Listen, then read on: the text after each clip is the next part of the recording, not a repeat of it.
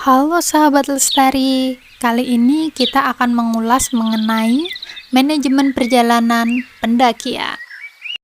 Sebelum membahas mengenai manajemen perjalanan pendakian, jadi manajemen itu apa sih? Manajemen merupakan sebuah proses untuk mencapai tujuan tertentu, baik dilakukan sendiri maupun melibatkan orang lain.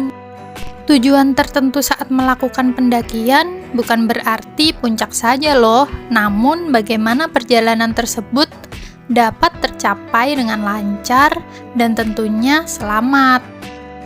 Terus, kenapa kita harus memperhatikan manajemen perjalanan? Bukankah dengan pengalaman beberapa kali mendaki aja udah cukup?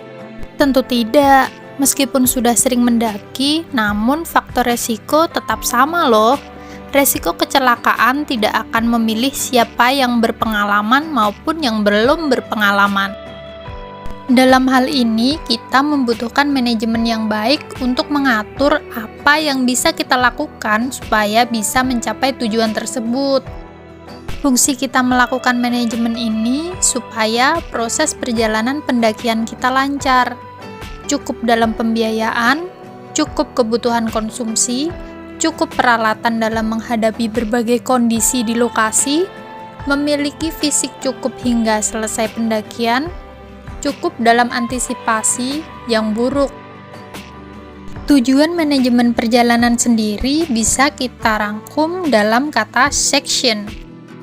Jika dijabarkan, tujuannya sendiri supaya kita mendapat rasa aman, supaya dapat menikmati keindahan, dapat meningkatkan rasa percaya diri, menghemat pengeluaran, menambah ilmu, belajar mengatur diri sendiri serta anggota, juga supaya kita menambah pengalaman tentunya.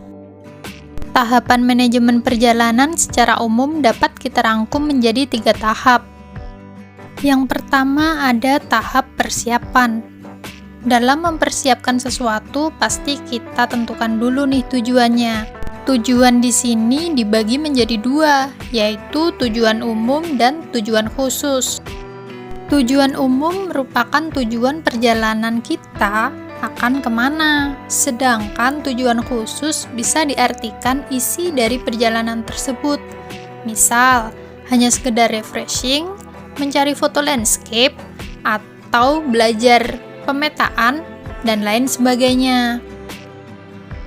Nah, setelah tujuan, yang harus kita perhatikan selanjutnya yaitu waktu pendakian. Kita bisa menentukan jumlah harinya dan membuat schedule perjalanannya. Pada tahap ini, persiapan kita dapat membaginya dalam beberapa kelompok, seperti manajemen tim, manajemen peralatan, manajemen konsumsi, manajemen transportasi, serta manajemen pembiayaan dan administrasi.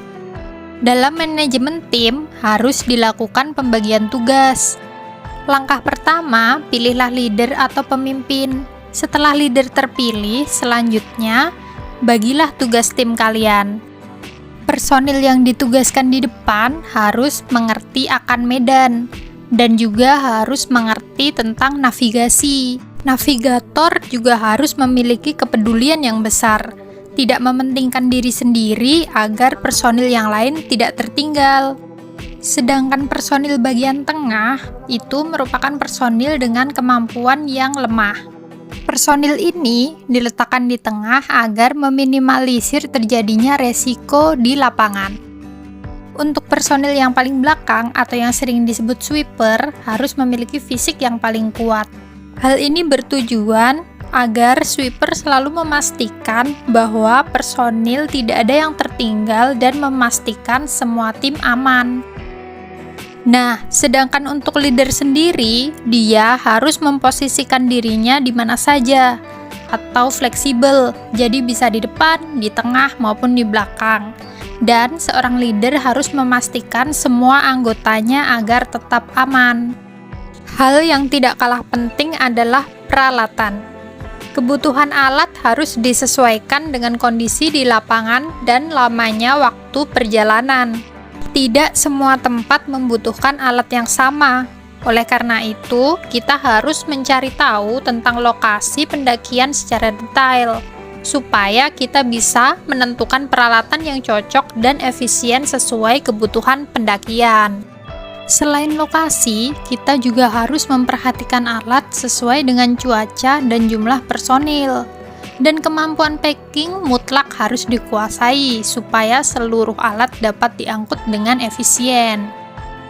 Selanjutnya, manajemen konsumsi atau yang sering kita sebut logistik.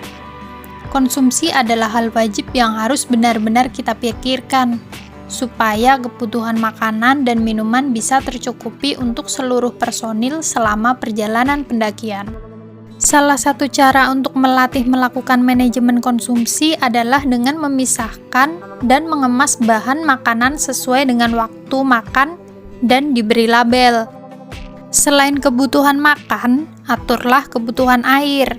Carilah informasi sumber air yang terdapat di jalur pendakian. Jika selama perjalanan tidak ada air, maka seluruh kebutuhan air harus dibawa dari bawah. Perhatikan dan sesuaikan kebutuhan air dengan jumlah personil dan lamanya perjalanan. Usahakan seefisien mungkin dalam menggunakan air ya.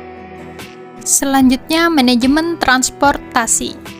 Manajemen transportasi juga perlu diperhatikan karena berpengaruh dengan faktor keselamatan, waktu tempuh, dan biaya. Jika seluruh faktor sudah diketahui, maka kita harus menentukan jenis transportasi yang akan kita gunakan. Dan tahap persiapan yang terakhir ialah manajemen pembiayaan dan administrasi. Nah, untuk manajemen pembiayaan dan administrasi sendiri biasanya pada penasaran. Soalnya kita butuh info biaya retribusi, biaya transportasi, biaya makan, dan lain-lain. Untuk itu, kita butuh menghitung estimasi biaya yang dibutuhkan.